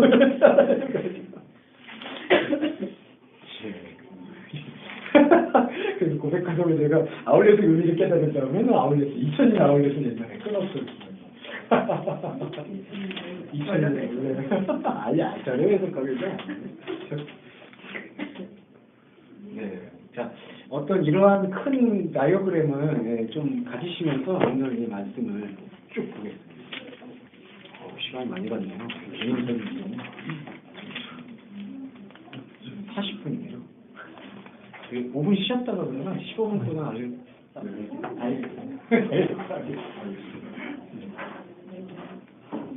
이거 하나만 19절에요. 네. 누구든지 하나라도 이런 계명 중에 하나라도 어기는 자는 작은 자로 불려질 거라고 하잖아요. 네. 근데 이 어긴다는 표현이 그 미오라는 그렇죠. 단어가 쓰여요. 이건 긍정적이라고 봤는데 이건 여기서는 풀어내자는 거는. 근데 여기서는 이제 긍정적이라기보다는요. 네. 안타깝게도 그 엘라키스톤이 이제 가장 작은 것이기 네. 때문에 가장 작은 것은 이제 그 감지하지 못하고 있다라는 것으로 이렇게 해석되는 게 바람직합니다. 여기서 규정적인 해석으로 봐야 되는 예. 게 맞습니다. 그러니까 풀어준다라는 게 중립적 입장인데 묶여 있는 걸 놓아준다라는 긍정적 입장도 있고, 그다음에 알아보지 못해서 그냥 흘려보낸다. 그러니까 만약에 지금 선생님이 정말 인재인데, 근데 인재를 제가 알아보면 이렇게 붙잡잖아요. 가지 마세요. 근데 이거 근데 뭐 이러면 그냥 흘려보내는 거예요. 가장 작은 거. 아니 좀 표현이 그렇다. 네. 지옥에서 이렇게 된다는 말이에요. 예, 그리고 그와 같이 가르친다. 그러니까 제가 만약에 수호선생님이 아무 가치가 없다고, 가치 없어요 이렇게 가르치는 저는 하늘들의 나라 안에서 가장 작다고. 자기도 풀려나는 거죠. 그러니까. 그리고요, 되게 아이러니한 게 그 크다 일컫는다 있잖아요. 예. 이것도 긍정하고 부정이 다 교차가 돼요. 예. 그러니까 이게 어떤 의미냐면요. 가장 작은 것을 또 풀어내잖아요. 네. 예. 그거를 긍정적 맥락도 있어요. 아까 종월 선생님 네. 말씀하신 것처럼 이 가장 작은 것도 풀어내지 못하고 묻고 있는 상태가 인간의 또 본능이거든요. 그럼 그걸 풀어내면 하늘들의 나라 안에서 가장 작다 여겨지는 게 두려워지지 않는. 그러니까 이 해석은요, 앞에 있는 해석 그 다음에 나오는 해석이에요. 예. 그러니까 크고 작용이 없어지니까 하늘들의 나라에서 내가 엘라키톤 해도 아무 상관이 없게 보는 거죠.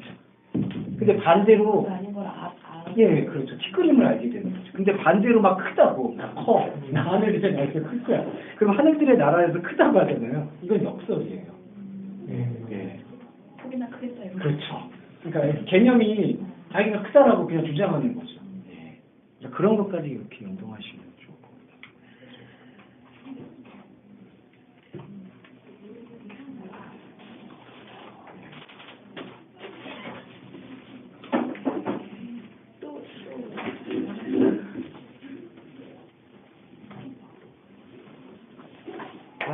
이게 참 율법은 저도 설명하기가 이게 어려워서. 저는 이제 목사님 설교를 들으면 말씀을 들으면 유기체적인 어떤 생명체를 설명하는 느낌. 그건 정말 저는 그건 꼭 그런 느낌이에요. 예, 그러니까 저는 몸 전체에 대한 설명을 좀 하고 싶은 이제 그게 그냥 제 지금까지의 어떤 신앙의 경험에 비추었을 때도 가장 어떤 단편적인 미혹에 빠지지 않는 그러니까 하나님 지향성을 계속 제일 말씀을 유지할 수 있는 방편인 것 같더라고요. 물론 이게 최선은 아니지만요. 예, 그래도 아니 근데 유기체적인 어떤 느낌의 해석은 예. 해석이나 이런 설명은 굉장히 뭔가 단편적인 느낌보다는 확실히 깊게 이렇게 깨달아지는 뭔가가 있는 거예요. 그런 목적 중에 하나는 그래서 하나님 말씀의 차원을 우리가 조금 더 이렇게 폭넓게 해야지 좀 이렇게 제가 제일 웃기다고 생각하는 그런 것 중에 하나는 문자주의거든요. 그건 진짜 아닌 것 같아요. 정말 초상문을 만드는 거예요. 근데 축자 영감은 좋은데 근데 이 문자가 아니라 축자 영감이라는 것은 이 흐름에 하나님이 개입하셨다는 건데 좀 그게 좀 아쉽더라고요. 그 얘기하는 그 내면 그 안에 있는 어떤 마음을 이해할 수 있는 진짜 그대로만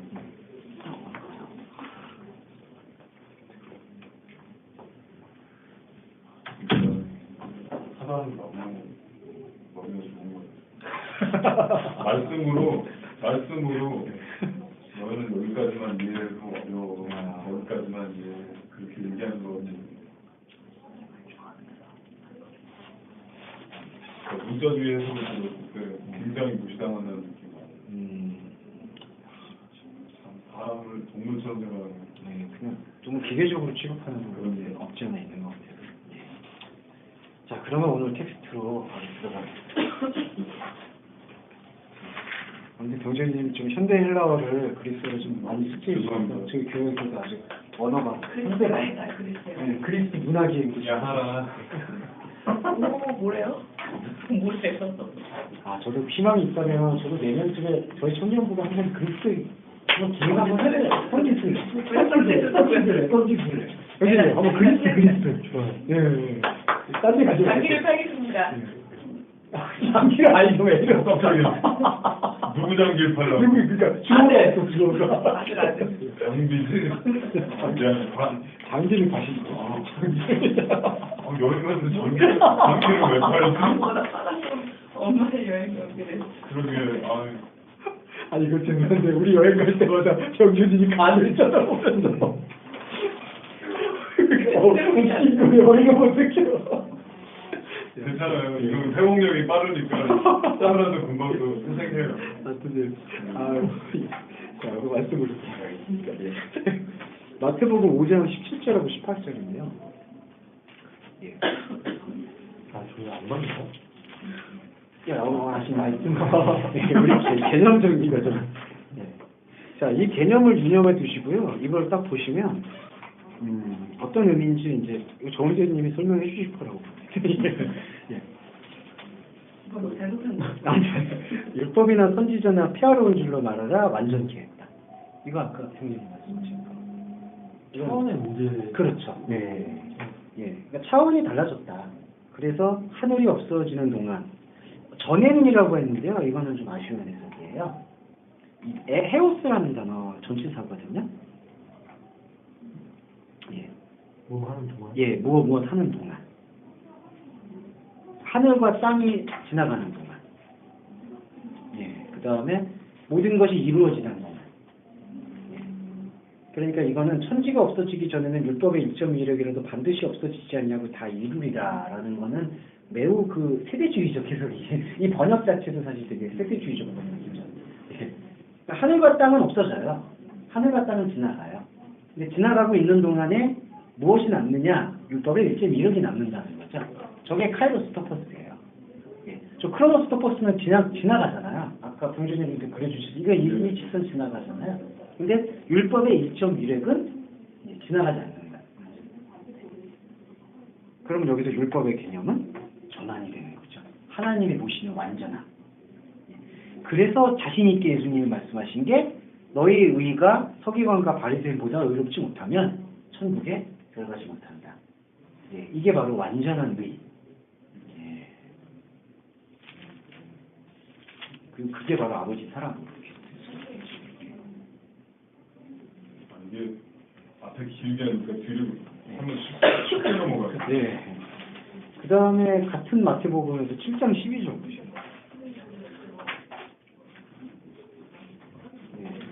이것도 우리 믿음의 선진들께서 조금 미흡하게 해석을 해서 번역을 하셔서요. 이거는 뭐 비판의 문제는 아니니까 오해 마시고요. 남에게 대접이라고 대접 받고자 하는 대로 너희도 남을 대접해라. 뭐 이런 어떤 상부상조의 정신을 지금 언급하고 있는 것처럼 보이는데 물론 대접을 받고 싶으면 대접을 해야죠. 예, 뭐 병준님이 쏘시면 저도 쏴야 되고 성도님이 이렇게 찐빵을 사시면 저도 잉여빵을 사야 되겠고 뭐 그런 거는 맞는데 여기서의 행함은 뭘까요? 이건 정원님 말씀해 주시죠. 행함이요? 네. 뭘까요? 후회가? 네. 사람들이 네. 너희로 하여금 너희가 원하는 것을 행할 수 있게 된다면 그렇다면 너희들도 그들에게 행해야 된다. 예, 지금 번역하면 그렇게 됐거든요. 그러니까 남에게 대접을 받고자 하는 대로는 뜻이 사람들이 너희에게 너희가 원하고 있는 것을 행하는 것만큼 너희들도 사람들에게 행해야 된다. 여기서 사람들은 저 외부적인 거예요. 하위. 예, 하부 혼청 연계 요소. 근데 하부 혼청 요소들이 원하는 것으로 움직여 주려면 그때 원함이라는 건 델레마 하나님의 뜻이거든요. 예. 그러니까 내가 있고 나의 관계 맺고 있는 삶의 모든 요소들이 사람들이에요. 그 사람들이 델레마 하나님의 뜻으로 움직여질 수 있기 위해서는 너의 자신이 하나님의 뜻을 받고 하나님의 뜻을 이해하는 상태로 그 사람들과 상관해야 된다. 이것이 율법이요 선지자다. 이렇게 설명합니다. 네. 그렇게 보시면 내가 먼저 그렇게 해야 된다는 얘기. 예, 사실은 여기서의 기준점이. 예. 그래서 이제 우리는 해야 될 게 저 카이로스토퍼스를 받아들이는 거죠.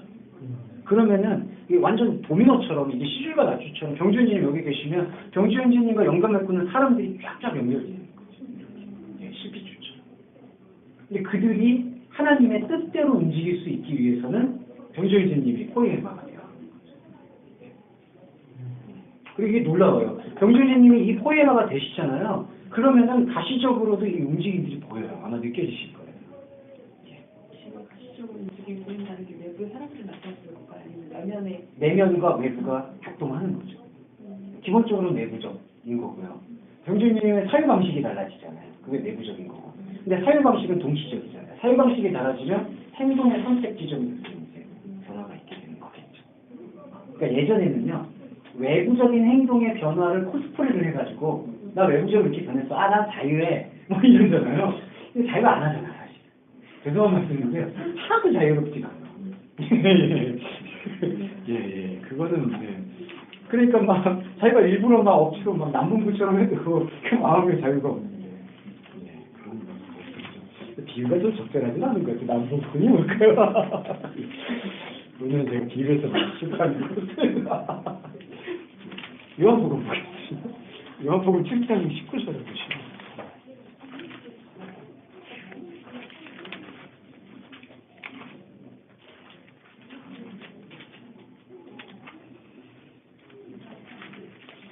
여기 제가 볼게요. 모세가 너희한테 법을 주지 않았냐? 여기 법이죠, 율법. 법이냐?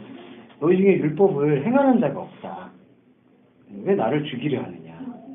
예. 그랬더니 20절에서 당신 귀신이 들렸다. 누가 죽이려고 하냐? 이미 죽이고 있는 거죠. 예. 그 말씀은 지금 율법과 선지자라는 게 행하라고 했잖아요. 근데 행하는 게 뭐였냐면 우리 안에서 하나님의 영역을 아가파오를 발견하는 거고, 아가파오를 발견한다는 것은 그리스도를 그대로 받아들이는 거예요. 있는 그대로. 근데 있는 그대로 받아들이지 않으려는 모습이 죽이려 한다는 거죠.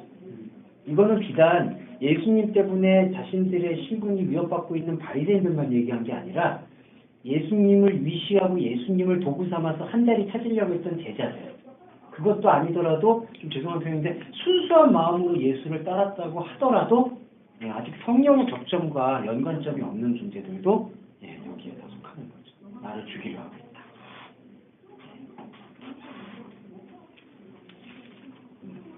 그 부분을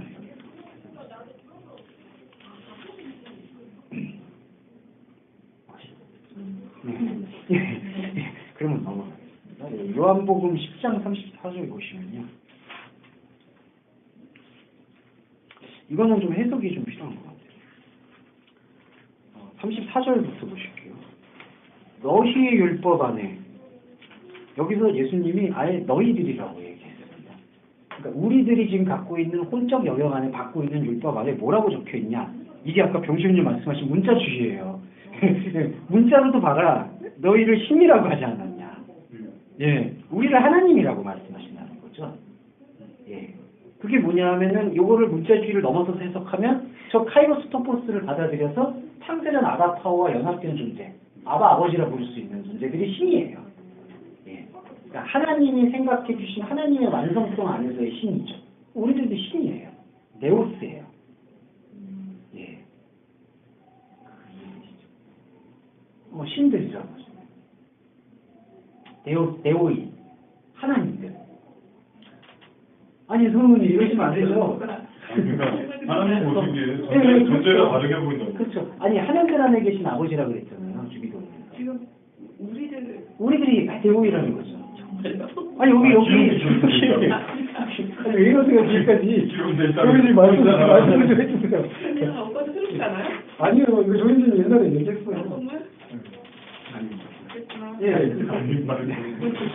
아니 엘로힘이 국수잖아요. 네. 그래서 하늘과 땅을 창조했다고 하잖아요. 근데 하늘과 땅이 땅 쓰잖아요. 땅이 우리잖아요. 근데 죄송해요. 뭐 친구가 주지 말씀드려 정말 죄송한데 이러면 설명이 쉬울 것 같아요. 땅이잖아. 성경이 땅이잖아요. 네. 근데 하늘이신 분이 땅 안으로 들어와서 하늘들을 만드셨잖아요. 그러면 하나님이 볼 때는 그 땅도 하늘들에게 속하니까 다 하늘들인 거죠. 그래서 신들이에요. 하나님. 근데 약간 모호한 게 예를 들까요? 금방 얘기할 거예요. 네. 모호한 게 우리가 하나님의 시간에 영입이 됐다고 해서 하나님이 되는 건 아니잖아요. 그렇죠. 근데 하나님이 하나님을 불러주신 거죠. 아까 이 층의처럼 그렇게 인정해 주신 거. 그리고 죄송해요. 이게 명령의 차이인데 하나님은 원래 이름이 없잖아요. 예. 근데 하나님이 이름이 있는 이유가 우리 때문에. 그러니까 우리가 하나님이라고 부를 때 하나님은 이름이 없으신데 우리가 하나님으로 부르는 그 하나님의 부르는 상관성이 하나님이 볼 때 하나님인 거예요. 그래서 신이 없네요. 의미 없네요. 아니 왜 신을 내고 싶으세요? 신은 하나님 네. 그 생각을 했어. 이제 이상했었는데 그게 명칭이라. 그렇죠. 명칭. 그래서 여기 이제 이렇게 나와요. 예, 그래서 여기 35절 보시면요. 이거 해석이 이렇게 돼야 됩니다.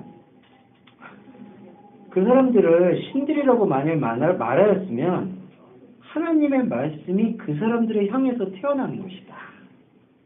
예. 이거 이해되시죠? 예. 한글 번역은 이렇게 돼 있어요. 성경은 폐하지 못하나니 하나님의 말씀을 받은 사람들을 신들이라 했다. 이건 사람이 주체가 되는데 그게 아니라요. 신들이라고 그 사람들을 말하였다면 하나님의 말씀이 그 사람들을 향해서 태어나게 된다. 예. 예. 이거 되게 오묘한 부분이에요. 예. 그러면 그가 누구냐 하면은 성부 하나님이 되겠고요.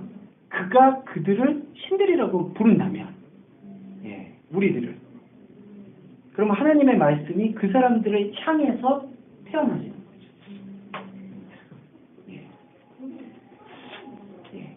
그거를 여기서 지금 저희가 경험을 할 수가 있는데, 그러니까 이게 만약에 근데 이게 문자주의적 해석은 뭐냐면요, 제사장한테 이거를 떠넘겨요. 그러니까 하나님의 말씀을 받은 사람들을 제사장으로 본 거고, 그 제사장들이 신이 돼서 신과 같은 존재이기 때문에 저렇게 참남하게 대해서는 안 된다라는 사고방식으로 계속해서 상관하고 있었던 게 문자주의적 해석인 거죠. 네. 근데 여기서는 예수님이 이 기록된 말씀을 가지고 이제 풀어낸 거죠. 예. 이건 공감되셨죠?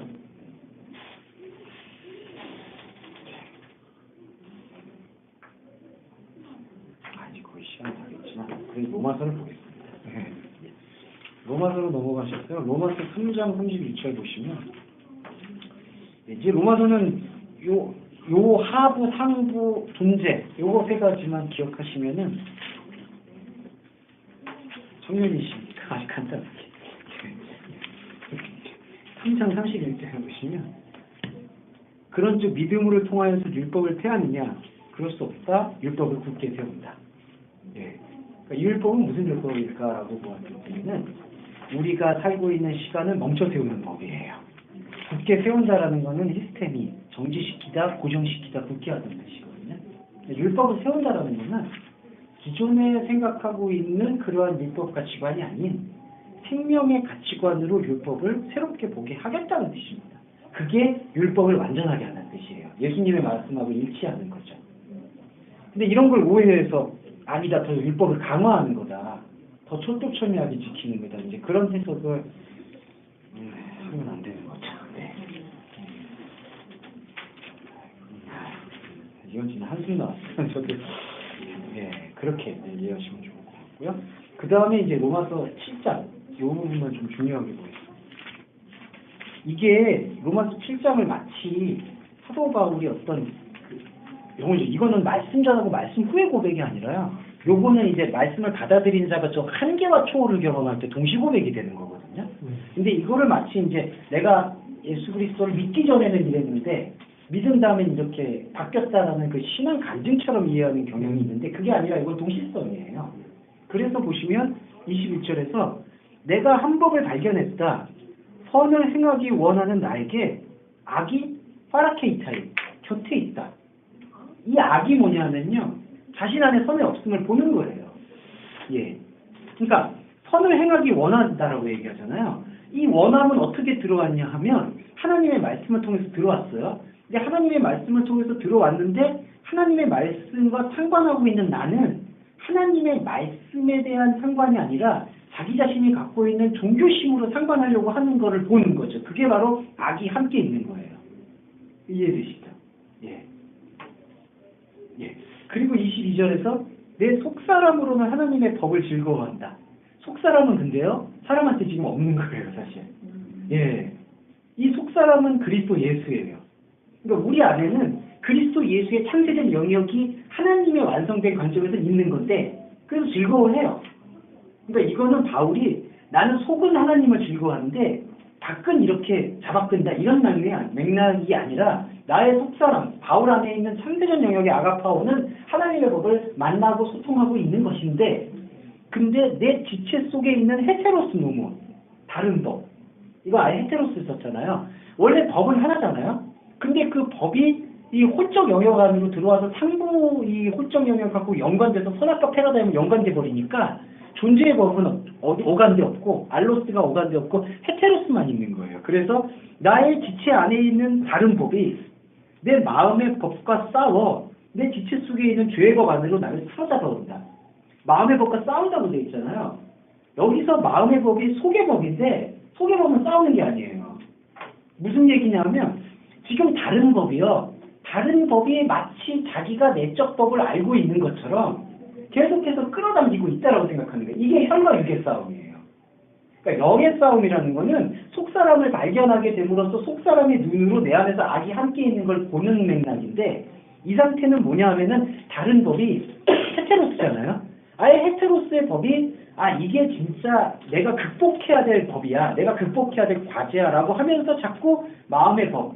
그러니까 인간한테는 지금 마음의 법이 지금 영의 법이 죽어 있는 건데 그걸 인정 안 하고 자기가 마음의 법이라고 세우고 있는 그 법을 가지고 기준을 가지고 계속해서 싸우고 있는 거죠.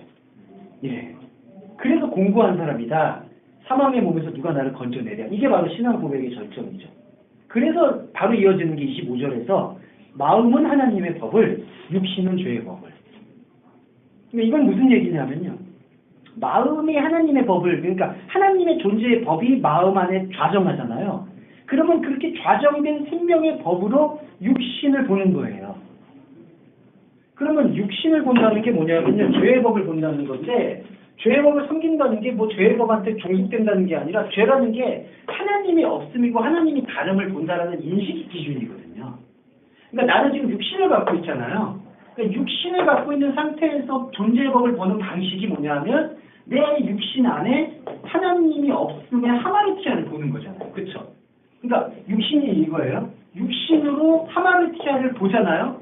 그러면 마음의 법이 들어오는 거죠. 이게 동시적인 거잖아요. 그러니까 육신의 법이 이거고요. 마음의 법이 이거예요. 예. 그러니까 이거는요. 나는 마음으로 하나님 법 섬기고 육신으로는 죄 법 섬긴다. 이런 맥락이 아니에요. 이런 미국법이 아니에요. 예. 이건 제가 좀 그건 강조하고 싶어서 말씀드렸어요. 그래서 이게 8장 2절하고 넘어가요. 그리스도 예수 안에 있는 성령의 법이 죄와 사망의 법에서 너를 해방시킨다. 이 해방의 과정이 뭐냐면 육신을 갖고 있는 우리가 하나님 없음의 한계를 계속해서 고백하는 거고 그렇게 고백되어지는 그 근거가 누구냐 하면 생명의 성령의 법이잖아요. 그 법이 이 우리가 모르고 잊고 있었던 하마르티아를 일깨워 주셔서 새로운 차원으로 계속해서 나아갈 수 있도록 해준다는 거예요. 네. 그래서 법에 대한